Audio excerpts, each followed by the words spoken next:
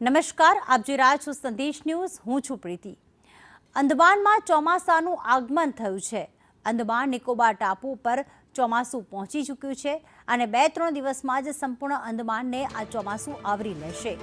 25-26 મે સુધી ચોમાસું કેરળ પહોંચવાની પણ શક્યતા છે.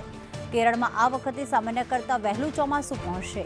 દર વર્ષે 1 જૂનના રોજ ચોમાસું પહોંચતું હોય છે કેરળ, પરંતુ આ વખતે હવામાન વિભાગે જે આગાહી કરી છે કે ચોમાસું વહેલું પહોંચી જશે અને 25 થી 26 તારીખે, કારણ કે અંદમાન નિકોબારમાં તો અત્યારથી જ ચોમાસું બેસી ગયું છે અને 2 થી 3 દિવસમાં જ આખા અંદમાન નિકોબારને આવરી લેશે.